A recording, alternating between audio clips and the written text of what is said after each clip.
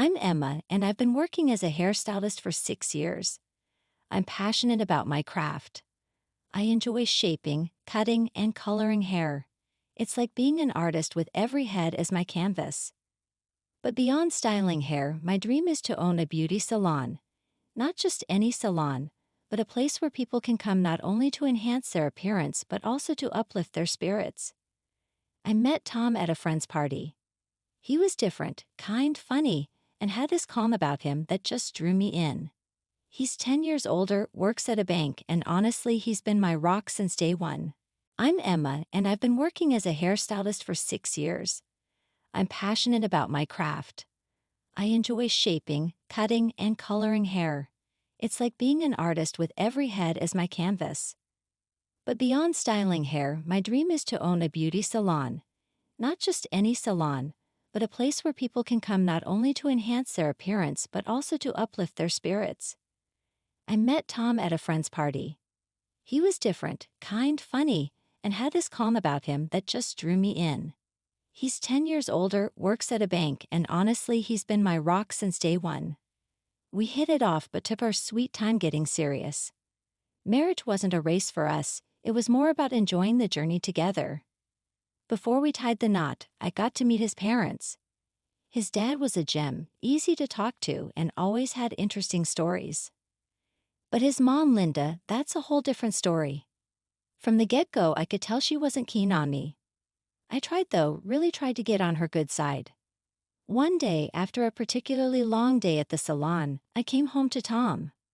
I needed to vent, and he was always my sounding board. "Tom, your mom's driving me nuts. Each time I drop by, it's like getting a lecture about how I'm apparently ignoring you for my job." Tom, bless his heart, rasped my hand and reassured me, "Emma, dear, I've already talked to her about stopping that. Your dreams matter just as much as everything else. If she can't see that, it's her problem, not ours." His words were a balm, but it didn't change the fact that Linda was relentless. It was like she had a playbook on how to be the mother-in-law from hell. But here's the thing, I wasn't about to let her dictate how I live my life or how Tom and I run our future marriage. This was our journey, and I was determined to make my dream a reality, Linda's approval or not. The salon was busy one afternoon, the buzz of dryers and chatter filling the air when my phone buzzed. It was Tom. "Hey babe, how's the day going?" "Swamped, you know how it is before the weekend. What's up?" "Just checking in. Mom called again, wants us over for dinner this Sunday." I sighed, already dreading it. "Can't wait," I replied, the sarcasm heavy in my voice. Tom chuckled. "Hang in there, it's just a dinner. And who knows, maybe this time will be different." "Yeah, and maybe I'll become a blonde overnight," I quipped. We both laughed, but deep down I knew what I was up against. Linda had made it clear she wasn't my biggest fan, but this was my life, and I was not about to let anyone, not even my future mother-in-law, stand in the way of my dreams. Our wedding day was something out of a fairy tale, minus the magic and with a touch of real-life drama, courtesy of Linda, my mother-in-law. Tom and I decided on a simple ceremony, nothing too fancy, just close friends and family, good food, and great music. We wanted it to be a celebration of us, our love, and the life we were about to start together. In the weeks leading up to the wedding, the stress was real. Between dress fittings, menu tastings, and making sure everything was just perfect, I barely had time to breathe. Tom was a rock, dealing with most of the logistics and doing his best to keep me sane. One evening, we were finalizing the guest list when Linda called. Tom answered, and I could tell by the way his face dropped that the conversation was going south fast. "Yeah, Mom, Emma's here. We're just going over the guest list. What's up?" Tom's tone was patient, but I saw his jaw clench. Linda's voice was a tinny squawk from the phone. I couldn't make out the words, but the tone was unmistakable. Tom sighed, rubbing his forehead. "Mom, we talked about this. Emma's friends are her choice. Yes, even Jessie. No, I don't think it's inappropriate. Look, we want everyone we love there, okay?" I bit my lip, knowing Jess's inclusion was a sticking point. Jess had been my best friend since high school, known for her, let's say, colorful personality and even more colorful language. Linda had met her once and declared her unfit for polite company. Tom hung up, pinching the bridge of his nose. She's on about Jess again. Thinks it'll be a disaster to have her at the wedding. I rolled my eyes. Because Jess is going to start a mosh pit during the vows, Linda hummed, eyeing Jessie, who was tearing up the dance floor. Yes, well, I suppose it's too late to change anything now. Just remember, dear, you're a part of our family now. It's important to maintain a certain standard. The warning was clear, and I nodded, excusing myself as politely as I could. Tom found me a few moments later, his brow furrowed. Everything okay? You look like you just went 10 rounds with a blender. I sighed, leaning into his side. Your mom cheesed just a lot. Tom kissed the top of my head, wrapping an arm around my waist. I know, but hey, we're married now. It's you and me against the world, remember? I smiled, the tension easing a bit. Yeah, you and me. The rest of the night went smoothly, and despite Linda's best efforts, nothing could dampen our spirits. We danced, laughed, and celebrated our love, surrounded by those who mattered most. A couple of months into our marriage, I figured it was time to extend an olive branch to Linda. Despite the wedding drama, I wanted to make peace, or at least try. I decided to bake a pie, apple, Linda's favorite, or so Tom claimed. I'm no chef, but I can follow a recipe like a champ when I put my mind to it. The kitchen was a disaster by the time I finished. Flour everywhere, apple peels on the floor. But the pie, it looked pretty darn good if I do say so myself. Tom wandered in, eyebrows raised at the mess. Babe, did a flour bomb go off in here? I laughed, wiping my hands on a dish towel. Very funny. I made a pie for your mom. Thought it might be nice to, try to get on her good side. Tom looked surprised, then touched. Emma, it's kind of you, but are you sure? She can be. I felt a bit nervous but resolute, so I shrugged. Yeah, I know, but why not give it a shot, right? With the pie in hand, we headed to Linda's place. Anxious thoughts raced through my mind as I rehearsed what to say. We pressed the doorbell and Linda opened the door, her expression unreadable until she caught sight of the pie. Her eyes narrowed slightly. Emma, Tom, what a surprise. And what's this? I held out the pie, trying to sound confident. I made you a pie, Linda, apple, your favorite. We sat in the living room, the pie on the coffee table between us, an unspoken battleground. Linda finally spoke, her voice cool.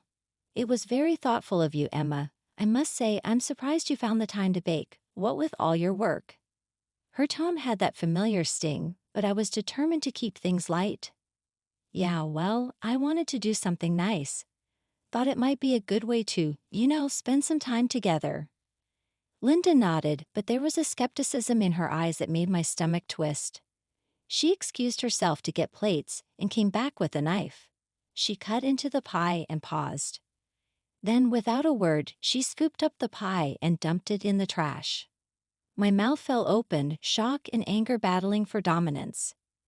Tom stood up, his voice tight. Mom, what the hell? Linda faced us, her expression cold. That pie was spoiled. I could smell it. We don't eat spoiled food in this house. I was speechless. The effort and hope I put into that pie, trashed in seconds. Tom was furious, his usual calm demeanor gone. Emma made that for you. The least you could have done is pretend to appreciate it. Linda's eyes flashed. I will not pretend for the sake of politeness. It's better to be honest. Emma, I appreciate the gesture, but let's not pretend this changes anything. I stood, my hand shaking. You know what, Linda? I tried. God knows why, but I tried. Come on, Tom, let's go. Tom didn't hesitate, following me out the door, leaving Linda standing in her pristine, cold living room. The car ride home was silent at first, both of us simmering with anger and hurt. Finally, Tom broke the silence. Emma, I'm so sorry. I had no idea she'd. I cut him off, my voice weary. It's not your fault. I thought maybe we could start over. Guess I was wrong. Tom reached over, taking my hand. She's the one who's wrong, not you. We won't let her ruin what we have, okay? After the pie fiasco, life went back to its usual rhythm. Work was busy, which was good for my dream of opening my own salon, but it also meant long hours away from Tom. We needed work though, grabbing those moments together whenever we could. Then something weird started happening. One morning I found a bouquet of flowers on our doorstep. No card, no nothing, just a bunch of roses, their petals bright against the morning dew. I thought Tom was trying to be romantic, so I brought them inside, smiling like an idiot. "Tom, you sneaky thing, trying to surprise me with flowers," I called out, finding him in the kitchen. He looked up, confusion written all over his face. "What flowers?" "The ones at the front door. Don't play dumb with me," I said, putting the vase on the table. Tom came over, examining the bouquet. "Emma, I didn't buy these. I thought maybe they were from one of your clients or something." I frowned, the mystery of the flowers suddenly not so romantic. "But there's no card. Who would send me flowers anonymously?" We shrugged it off, figuring it was a one-time thing. But then it happened again. And again. Every few days, a new bouquet appeared, always beautiful, always anonymous. It was flattering but also kind of creepy. One evening we were lounging on the couch when there was a knock at the door. Another delivery, another bouquet. This time I felt a chill run down my spine. Tom saw my discomfort and wrapped an arm around me. "This is getting weird, right? It's not just me." "No, it's definitely weird. I'll ask around at work, see if anyone's pulling a prank or something," Tom said. But we both knew it didn't feel like a prank. The turning point came when Linda visited one Sunday afternoon. She walked in, her eyes immediately landing on the latest bouquet adorning the living room. "And who are these from? Another secret admirer?" she asked, her voice dripping with disapproval. The way Linda looked at me then, with a mix of suspicion and something else, set off alarm bells in my head. "Why, you know something about this, Linda?" Linda scoffed, turning away. "Why would I know anything about your flowers? I just find it curious, that's all." Flowers from a secret admirer and Tom knows nothing about it. Makes you wonder. The implication was clear and I felt my temper flare. "What's that supposed to mean? You think I'm what, cheating on Tom?" "With who? The florist." Tom stood up, placing himself between me and his mother. "Okay, that's enough. Emma's not cheating and these flowers are just some weird thing we're trying to figure out. Let's not turn this into something it's not." Linda huffed, clearly not convinced. "Well, I just think it's very odd. In my day, if a woman received flowers from another man, it meant something. But what do I know?" The conversation ended there, but the seed of doubt Linda planted lingered like a bad smell. We decided to install a security camera, hoping to catch the mysterious flower deliverer in the act. Days passed, and just when we thought it might have stopped, another bouquet arrived. We rushed to check the footage, hearts pounding. The screen flickered to life, showing the early morning hours. A figure approached, hooded and unrecognizable, leaving the flowers on our doorstep before quickly walking away.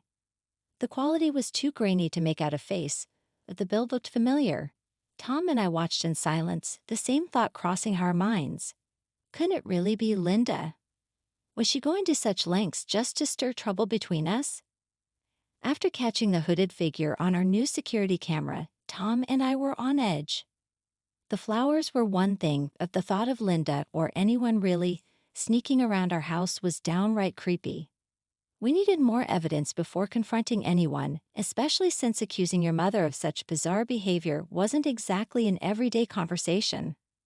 "Let's keep an eye on the footage for a few more days," Tom suggested, his brows furrowed in concern.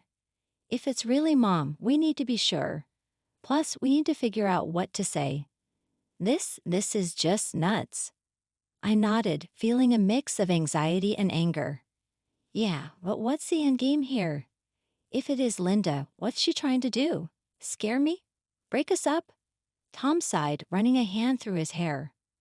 "I don't know him, but we'll handle it together, okay?" "Okay." I agreed, though the pit in my stomach grew heavier with each passing day. The flowers kept coming and each bouquet felt more like a taunt than the last. We reviewed the camera footage daily, but the hooded figure was careful, never revealing their face. It was maddening. Then one afternoon I was at work when I got a call from Tom. He sounded more excited than I'd heard him in days.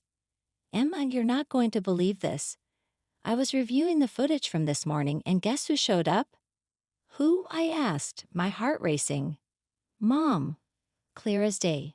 She took off her hood this time, looked right at the camera. Can you believe it? I took a deep breath, trying to process the information. What do we do now? Confront her? Yeah, it's time. I'll call her, ask her to come over. We need answers, Emma. The conversation with Linda was going to be difficult to say the least. I dreaded it, but the mystery of the flowers had to be resolved. When Linda arrived that evening, the air was thick with tension. Tom and I sat her down, the latest bouquet sitting between us like evidence in a trial. "Mom, we need to talk about these," Tom started, gesturing to the flowers. Linda looked from the bouquet to us, her expression unreadable. "What about them? We know you've been sending them, Linda." "We saw you on the camera," I said, trying to keep my voice steady. For a moment, Linda was silent, then she let out a sigh. "All right, I sent them, but you have to understand, I was just trying to protect my son." Tom and I exchanged bewildered glances. "Protect me from what?" Tom asked, confusion lacing his words. Linda's gaze shifted, avoiding eye contact. "From making a mistake. I thought if Emma received flowers from another man, it would, I don't know, open your eyes." My jaw dropped. "You thought I'd cheat on Tom and that sending flowers would prove it." "It was foolish, I see that now," Linda admitted, though her tone lacked genuine remorse. "I just don't want you to end up like me, trapped in a loveless marriage." Tom's voice rose, a rare edge of anger cutting through. "So you sabotage our relationship. How does that make any sense?" The silence that followed was heavy. Tom and I were speechless, trying to digest the twisted logic that had driven Linda to such extremes. Finally, Tom spoke, his voice calm but firm. "Mom, what you did was wrong. You don't get to decide who's right for me. Emma and I are happy, and nothing you do will change that." The conversation escalated quickly from there, ending with the air between us and Linda colder than ever.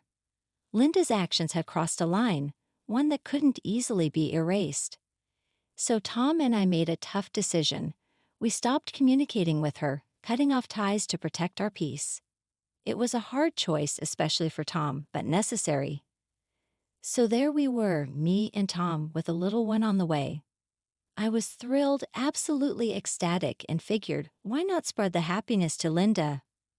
Perhaps this news could be the start of repairing our relationship. So I dialed her number, my heart pounding as if it wanted to leap out of my chest. "Linda, guess what? You're going to be a grandma," I blurted out, feeling positively giddy. There was a pause and then, "Really? Oh, Emma, that's wonderful." She sounded genuinely chuffed, which had me thinking, all right, maybe things are turning a corner. She's keen on celebrating, so we chose this cozy little spot downtown, nothing too flashy. The night went smooth. Food's great, and Linda played nice, which is a rare sight. I was sipping on my apple juice, staying on the straight and narrow for the bub, when out of nowhere, the room started to spin. I thought, what in the heck, 'cause all I've had is juice.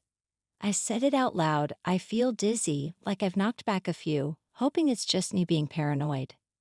But Linda, oh, she jumped on it like a cat on a mouse.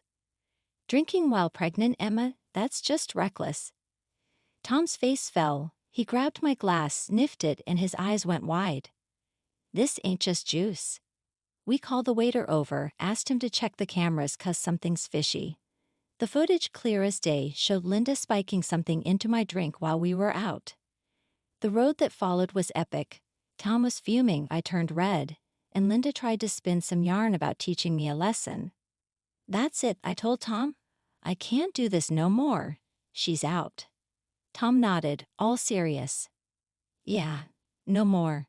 This is the last straw. We cut ties for real this time.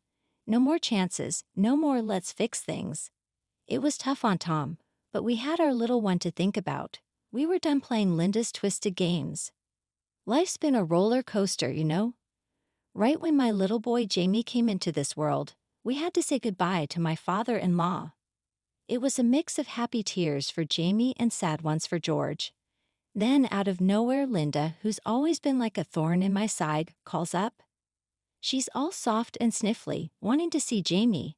Guess losing George hit her hard. I thought, why not?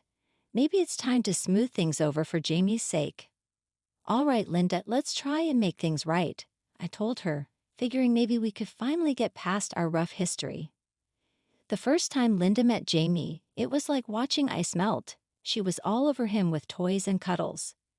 Made me think maybe, just maybe, we could be something like a normal family. She even asked to see Jamie more often, and I said yes, hoping for the best. But man, was I wrong. A few weeks down the line, I'm out with Jamie and we bump into Linda.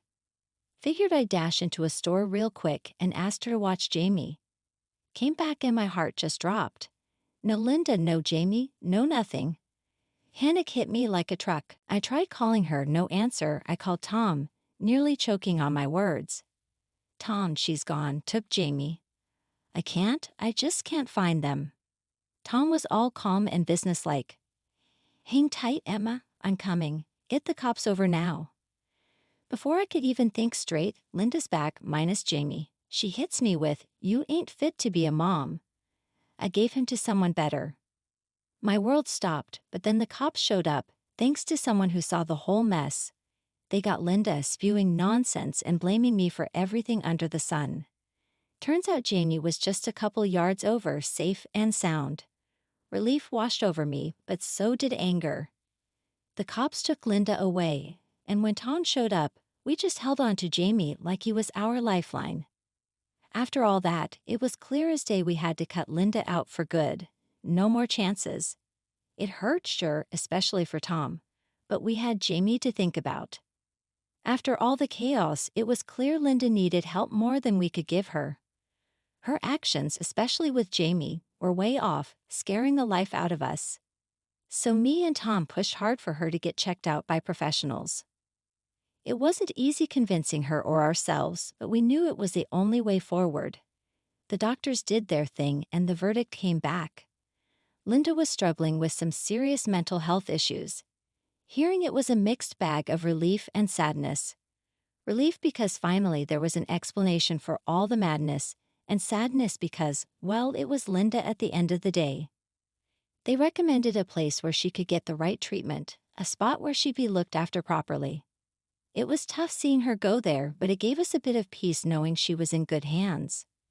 With Linda getting help, things took another unexpected turn.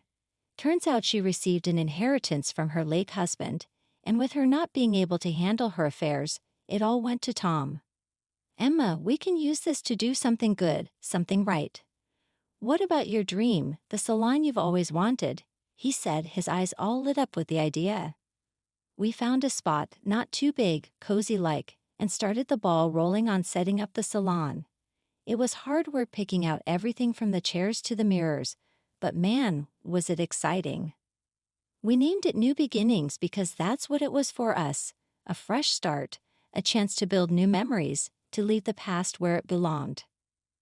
Tom playfully suggested that instead of New Beginnings, we could have named it From Chaos Comes Beauty.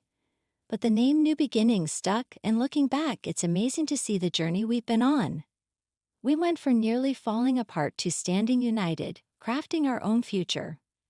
Reflecting on it now, it's surreal to think about the distance we've covered. We've emerged from the turmoil, hand in hand, building a promising tomorrow together, and it's Linda's challenging circumstances that ultimately guided us to this moment.